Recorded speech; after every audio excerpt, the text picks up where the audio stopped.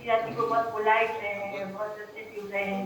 तो इस तरह की चीजें जो है जेंडर डिस्क्रिमिनेशन को फैलाती हैं। तो सोशलाइजेशन प्रोसेस में अगर इसके अपोजिट सही चीजें रहेगी तो बच्चे के अंदर में जेंडर सेंसिटाइजेशन अच्छा होगा। चॉइस एक्टिविटी जैसे ये है कि जो ये उम्मीद की जाती है कि बॉयज है वो हैवी वर्क करेंगे, वो बाहर के काम ज्यादा कर सकते हैं, और गर्ल्स जो है वो केवल हाउस होल्ड या डोमेस्टिक वर्क ही ज्यादा करेंगे। तो इस तरह के जो बायस है ये भी सोशलाइजेशन प्रोसेस को प्रभावित करते हैं। और अगर बराबर से करेंगे, जहाँ पर बैलेंस रहेगा कि बॉयज और गर्ल्स के लिए दोनों काम ही एक ही जैसे हैं, बॉयज भी हाउस होल्ड वर्क कर सकते हैं, गर्ल्स भी हाउस होल्ड वर्क कर सकती हैं और बाहर के काम भी कर सकते हैं, और ये आजकल हो भी रहा है। तो इस तरह का जब सोशलाइजेशन होता है तो जेंडर सेंसिटाइजेशन अच्छा होता है, और उसके बाद इक्वालिटी की बात आ जाती है। अब जिसकी कैसे जो जेंडर वो उसको अफेक्ट करती है। हम जितना भी देखते हैं कि हाँ आजकल रेशियो अच्छा है, फीमेल्स की रेशियो अच्छा है, हमारे नेशनल लेवल पर तो बहुत ही अच्छा है, और हर लेवल पे हर फील्ड में रेशियो भी कम है, अभी भी कम है। हर फील्ड में हमारे को महिलाएं दिख जाएंगी, हर फील्ड में उनका अपना दखल है, पूरी तरह से दखल है, लेकिन फिर भी रेशियो मेल और फीमेल का कम होता है। इसका कारण है कि विमेन को अभी भी डिवैल्यूड किया जाता है, उनको कम आंका जाता है, ये माना जाता है कि वो नहीं कर पाएंगी, बेचारी है, उनकी जो कमजोर है, वो नाजुक है, इस तरह से उनको डिवैल्यूड किया जाता है, और उसके कारण भी सोशलाइजेशन जो है वो सोसाइटी को अफेक्ट करता है। फिर अगर इनइक्वालिटी होती है वर्क प्लेस में, जैसे वेज को लेकर कीजिए, आप देखिए ना जो लेबर क्लास के लोग हैं, तो अगर वहां पर फीमेल वर्कर है तो वो उसको वेज कम होता है, जबकि मेल वर्कर लेबर है तो उसका वेज अधिक होता है। मैं सोचती हूँ कि आप सब इससे एग्री होगी। नेगेटिव एटीट्यूड डिफरेंट जेंडर्स के लिए, जैसे गर्ल्स बॉयज के लिए नेगेटिव एटीट्यूड रखते हैं, या बॉयज गर्ल्स के लिए नेगेटिव एटीट्यूड रखते हैं, तो वैसी स्थिति में ये सोशलाइजेशन इफेक्ट करता है हमारी सोसाइटी को। दोनों के लिए बराबर होना चाहिए, गर्ल्स गर्ल्स के लिए पॉजिटिव रहे तो बॉयज के लिए भी रहे, बॉयज बॉयज के लिए पॉजिटिव रहे तो गर्ल्स के लिए रहे। मतलब उनके जो जिसकी जितनी कैपेसिटी है, जिसकी जितनी अच्छाइयाँ हैं, उनको हम सामने एक्सेप्ट करें सही तरीके से, फेयरनेस। फिर मेंस के लिए भी ये देखा जाता है कि बॉयज जो है उनके लिए कुछ लिमिटेशंस है। सोसाइटी में बोला जाता है कि बॉयज को तो कैरियर बनाना ही पड़ेगा, उसको तो पैसे कमाना ही है, नहीं हाउ नहीं तो उसकी शादी भी नहीं होगी। गर्ल्स के लिए ये बोला जाता है कि चलो कुछ नहीं तो शादी कर देंगे। एक जैसे अभी भी है कुछ जगह पर, ऐसा नहीं कि हर जगह है, लेकिन अभी भी ये चीज गई नहीं है हमारे समाज से, तो इसका भी असर पड़ता है। अब जेंडर सेंसिटाइजेशन का की अगर बात करें हम, तो जेंडर सेंसिटाइजेशन जैसे सोशलाइजेशन होगा उसके अकॉर्डिंग जेंडर सेंसिटाइजेशन होगा, और ये भी एक प्रकार का प्रोसेस है जो कि बिहेवियर को मॉडिफाई करने में और किसी तरह के स्टीरियोटाइप को दूर करने में, जेंडर डिस्क्रिमिनेट को दूर करने में बहुत बड़ा रोल करता है, जिससे कि जेंडर इक्वलिटी आ सके। जेंडर इक्वलिटी को अचीव करने के लिए जेंडर सेंसिटाइजेशन जरूरी होता है, और ये जो इम्पैथी को बढ़ाता है, इम्पैथी को वर्धन करता है। इम्पैथी मतलब हम लोग साधारण तौर पर सिंपैथी से क्या अर्थ लगाते हैं, बताएंगे? हेलो हेलो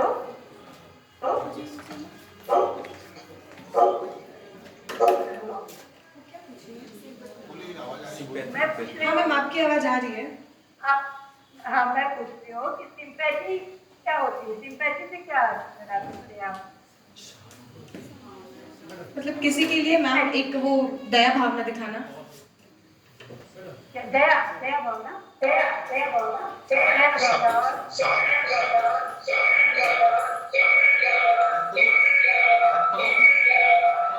हेलो हेलो, देखिए इम्पैथी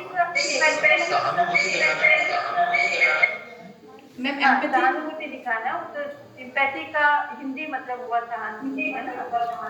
लेकिन सहानुभूति हम इसके लिए करते हैं जो हमसे इंफीरियर है, हमें महसूस कराते हैं कि वो हमसे इंफीरियर है किसी भी तरह से, हमसे कम, और इसलिए हम उसके लिए सिंपैथी रखते हैं। लेकिन सिंपैथी उससे जस्ट उल्टा है। सिंपैथी रखना मतलब हम उसको अपने बराबर समझें, ना कि कम ना ज्यादा। क्योंकि किसी के अंदर अगर कोई कमी है तो दूसरी तरफ उनके पास कोई अच्छी चीज भी है जो हमारे में नहीं है। अब बछेंद्री पाल को ले लीजिए, जो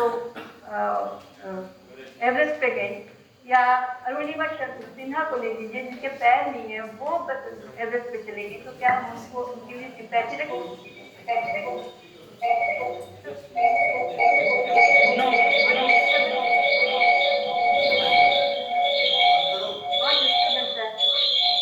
हेलो,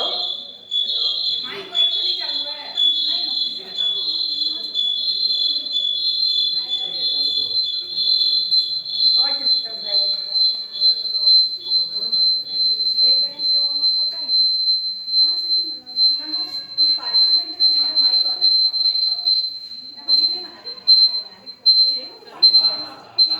जेंडर जेंडर हेलो,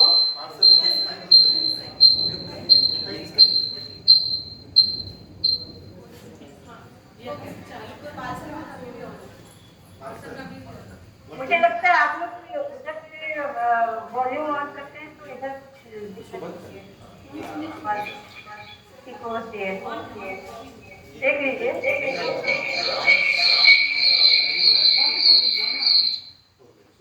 पहले रिमूव करिए उस सबको, फिर से ऐड होंगे। तो जेंडर सेंसिटाइजेशन का और मतलब ये हुआ कि इंडिविजुअल को अवेयर करना जेंडर इक्वालिटी के लिए, और फिर उसके आधार पर चेंज करने के लिए। अगर जेंडर इनइक्वालिटी है तो उसको चेंज करने की आवश्यकता है, ये जेंडर सेंसिटाइजेशन का मतलब है। अब इसके कुछ केसेस हैं, टारगेटिंग स्टीरियोटाइप जो बायस है हमारे समाज में, मस्कुलाइन और फेमिनाइन रोल के बारे में कि ये फीमेल का है, ये मेल का रोल है, तो उसको उस बायस को टारगेट करना और उसको दूर करने की कोशिश करना। दूसरी बात कि बिहेवियरल चेंज,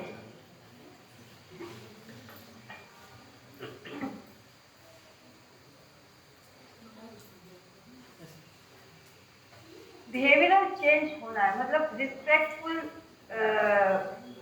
बात आनी चाहिए, कॉन्शियसनेस ऐसी आनी चाहिए कि वो दूसरे जेंडर्स के लिए भी रिस्पेक्ट रखे हर तरह से।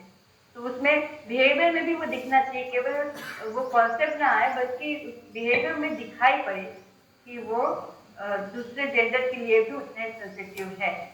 एजुकेशन का है कि जिसमें कोई डिस्क्रिमिनेशन ना हो, यंगर जो जनरेशन है उसको ये बताया जाए कि किसी भी तरह का डिस्क्रिमिनेशन सही नहीं है, उसको ये ट्रेनिंग दी जाए ताकि वो जेंडर डिस्क्रिमिनेशन से दूर हो सके और एक ह्यूमन के रूप में उसको समझ पाए कि कोई भी है एक सोल है जो फील करता है, चाहे वो मेल हो या फीमेल हो, तो वो उसके हिसाब से उसको ट्रेनिंग मिलनी चाहिए। वो एक इंसान है, एक ह्यूमन बीइंग है, और केवल ह्यूमन बीइंग है, नॉट मेल और फीमेल। तो उसके अकॉर्डिंग उसके काम नहीं बढ़ने चाहिए, काम दोनों का ही बराबर।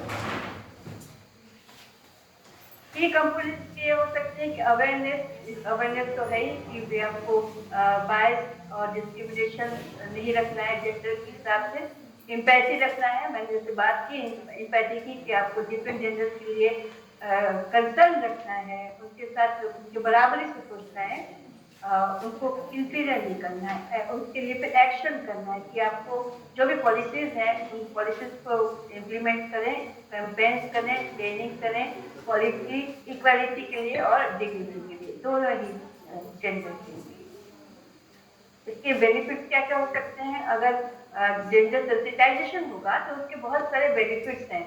पहली बात यह है कि एम्पावरमेंट होगी, जो इक्वल एक्सेस होगा एजुकेशन का, हेल्थ केयर का, डिसीजन मेकिंग रोल का, तो उससे क्या होगा कि एम्पावरमेंट होगी तो सबके लिए वो अच्छा है। जैसे मान लीजिए कि अगर घर में एक मेल पर्सन है और उनकी वाइफ है, उनकी बेटी है, उनकी बहन है, तो अगर अपनी बहन को वो एम्पावर करे, बहन बेटी को एम्पावर करे, वाइफ को एम्पावर करे, तो कभी अगर वो प्रॉब्लम में आ सकते हैं तो उनके साथ 3 लोग खड़े होंगे कि आप हम हमारे साथ हम हैं, हम कर सकते हैं आपके लिए।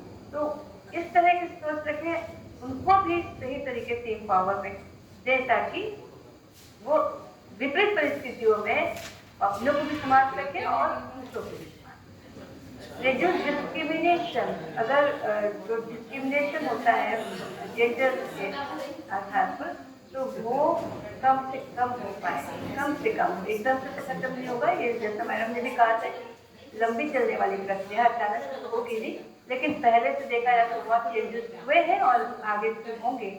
यंग जनरेशन हमारी समझदार है इस मामले में, वो इस चीज को पॉजिटिवली लेगी और आगे आने वाले समय में सब कुछ बहुत साफ साफ रहेगा। तो ये जो डिस्क्रिमिनेशन है वो भी रिड्यूस होगा। जेंडर सेंसिटाइजेशन का ये भी गोल होता है कि जेंडर डिस्क्रिमिनेशन को दूर करें। फिर बेटर वर्क लाइफ बैलेंस के लिए जो वर्किंग प्लेस में है उसको वहाँ पर सब दोनों ही बराबरी से ट्रीट किए जाए, व्यवहार बराबर हो, डिग्निटी के साथ और बिल्कुल फेयरनेस के साथ। सोशल डेवलपमेंट में भी इनका बहुत बड़ा रोल होता है। जब वो उन्हें अगर महिलाओं को या जेंडर के हिसाब से अगर सेंसिटिव चीजों को रखेंगे, सेंसिटिव रहेंगे जेंडर के प्रति, तो उनमें वायलेंस कम होगी, जेंडर बेस्ड वायलेंस कम होगी, डेमोक्रेसी रहेगी, ह्यूमन राइट्स की बात होगी और पीसफुल वहाँ पर होगा। जेंडर सेंसिटाइजेशन की आवश्यकता क्यों है? करेक्ट जेंडर बायस के लिए, जो जेंडर बायस है समाज में उसको सही करने के लिए। जेंडर बायस मतलब वही जो बात हम लोग कर ही रहे अभी तक की, जेंडर बायस क्या है कि मेल के लिए ये काम है, फीमेल के लिए ये काम है, मेल के ये अधिकार है, फीमेल के ये अधिकार है, मेल के ये रिस्पॉन्सिबिलिटीज है, फीमेल की ये रिस्पॉन्सिबिलिटीज है, मेल्स के लिए सोशल नॉर्म्स ये है, फीमेल्स के लिए सोशल नॉर्म्स कुछ और है। तो ये तरह का जो जेंडर बायस है समाज से, उसको दूर करना इसकी आवश्यकता है। फिर ह्यूमन बिहेवियर पैटर्न को भी चेंज करना पड़ेगा। नहीं केवल माइंड सेट को ही चेंज करने की बात नहीं है, माइंड सेट चेंज कर लिया उसके बाद में उसको बिहेवियर पैटर्न में भी चेंज होना जरूरी है कि वो हमारे काम में दिखे, हमारे व्यवहार में दिखे। जेंडर सेंसिटिव के क्षेत्र में डायरेक्शन देना है, मतलब कि आपको फीमेल के लिए भी उतना ही रिस्पेक्ट, मेल्स के लिए भी उतना ही रिस्पेक्ट, वो सेंसिटिविटी आनी चाहिए कि मेन चीज है कि हम एक इंसान है, हर कोई एक इंसान है, उसके पास भी सोल है, हर किसी को जो फीलिंग होती है, हर कोई सोच सकता है, तो उसके हिसाब से उनको जेंडर सेंसिटिव बनाना। फिर जेंडर इनइक्वालिटी, सोशल प्रॉब्लम्स है उनको करेक्ट करना है। जेंडर इनइक्वालिटी तो सेंसिटाइजेशन का मेन उद्देश्य है कि या सेंसिटाइजेशन का मतलब ही होता है कि जेंडर इनइक्वालिटी को पहचानना, उसके लिए अवेयर होना और फिर उसमें चेंज करना, चेंज की आवश्यकता को बताना कि भाई यहाँ पर चेंज करने की जरूरत है। अब वैसा ही नहीं चलने वाला है ये समाज के लिए, क्योंकि दोनों ही पक्ष, मेल या फीमेल दोनों ही उतने बराबर के सहभागी हैं हर चीज में, दोनों की अपनी अपनी इम्पोर्टेंस है, अपनी जगह वो दोनों की ही बहुत ज्यादा इम्पोर्टेंस है। तो सोशल प्रॉब्लम को, जेंडर इनइक्वालिटी से संबंधित जितने भी सोशल प्रॉब्लम्स है उनको हटाना, उनको दूर करना। फिर है प्रमोट फंडामेंटल ह्यूमन राइट, जो ह्यूमन राइट की बात करते हैं कि ह्यूमन राइट हमारे अधिकार क्या क्या है, हमारे जो मानव अधिकार की बात है, तो मानव अधिकार मतलब वो मेल फीमेल के लिए अलग अलग नहीं है, वो दोनों के लिए बराबर है, तो उसको प्रमोट करना। फिर फैमिली कंडीशन को ज्यादा अच्छे से समझना, ये भी जेंडर सेंसिटाइजेशन का की आवश्यकता है। फैमिली कंडीशन को समझना मतलब जैसे एक फैमिली है, एक कपल है, मेरे परिचित है, दिल्ली में सेटल्ड है, दोनों ने ही मास कम्युनिकेशन में कोर्स किया, तो दोनों जॉब करते थे। फिर उनकी मैरिज हुई और उसके बाद सब कुछ ठीक था, लेकिन फिर जब उनके यहाँ पहला बेबी आया तो दोनों ने डिसाइड किया कि हम दोनों में से कोई एक ही जॉब करेगा, क्योंकि उसकी रियरिंग में दिक्कत होगी, उसकी परवरिश में दिक्कत होगी, किसी का बोलते कि न्यूक्लियर फैमिली अगर ये दोनों लोग रहने वाले तो उन लोगों ने डिसाइड किया, फिर वहां पर उनके फादर ने डिसाइड किया कि मैं जॉब छोड़ता हूँ, मैं देखूंगा घर में और तुम जॉब कंटिन्यू कर लो, उसके बाद जब बेबी बड़ी हो जाएगी तब हम दोनों ही कर लेंगे। तो इस तरह की जो फैमिली कंडीशंस हैं उसको समझना, ये भी एक जेंडर सेंसिटाइजेशन की आवश्यकता है। रिड्यूस इनइक्वालिटीज तो हम लोग बहुत बात कर चुके हैं, इनइक्वालिटीज को कम करना है, किसी प्रकार का डिफरेंस ना हो, बराबर हो।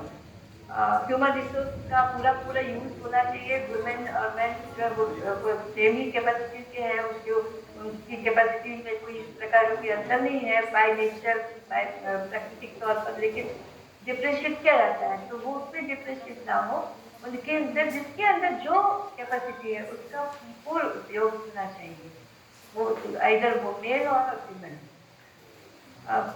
आइडियोलॉजी भी चेंज करने की जरूरत है सोसाइटी में,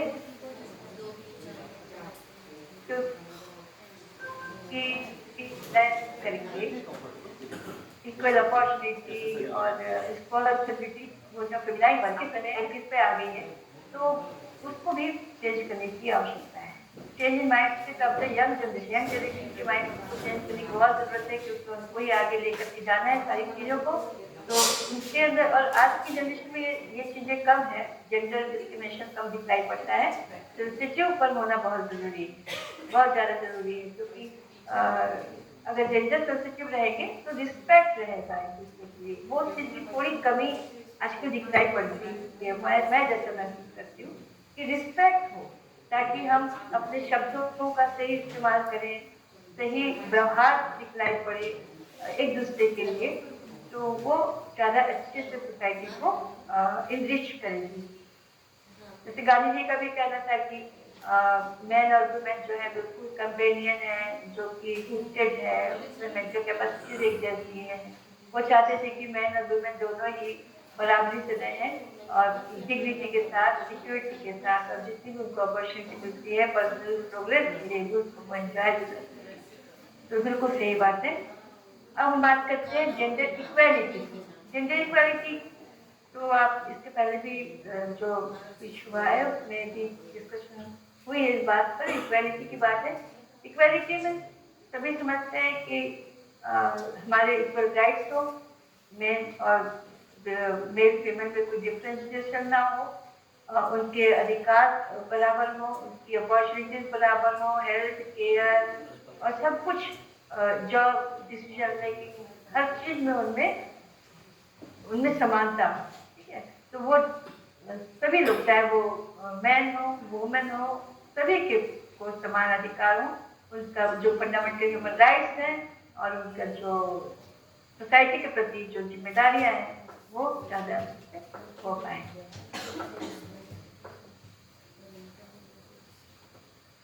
जेंडर इक्वालिटी, इक्वल राइट्स हैं, हर कोई चाहता है लीगल प्रोटेक्शन, तो उनका राइट होता है, चाहे वो मतलब ये छोड़ करके कि वो जेंडर की कोई भी जेंडर हो उसको छोड़ करके वो इक्वल राइट्स की बात करते हैं। इक्वल अपॉर्चुनिटी उनको एम्प्लॉयमेंट में, हेल्थ केयर में, एजुकेशन में एक बराबर अपॉर्चुनिटी मिलनी चाहिए। इक्वल वैल्यू हो, उनकी जो भी उनका जो भी बिहेवियर होता है, उनकी जो एस्पिरेशंस हैं उनको भी पूरी तरह से बराबरी से वैल्यू दी जानी चाहिए, इक्वली वैल्यू दी जानी चाहिए। स्टीरियोटाइप से फ्री करना चाहिए, क्योंकि स्टीरियोटाइप जो है वो प्रेजुडिस है जो व्यक्ति को संकुचित बनाती है ना। वो ये प्रेजुडिस है कुछ कि मेल्स को बाहर काम कर बाहर रह सकते हैं, फीमेल्स नहीं रह सकती, या और भी बहुत सारी चीजें। जैसे ये देखा जाता है कि मेल्स जो है वो पान के जो जगह रहती है कि वहां पर वो बहुत देर आराम से 4-5 लोग खड़े होकर के कप करते हैं, बातचीत करते हैं, क्रिकेट पे चर्चा, राजनीति पे चर्चा करते हैं, फीमेल्स में ही नहीं देखा जाता है।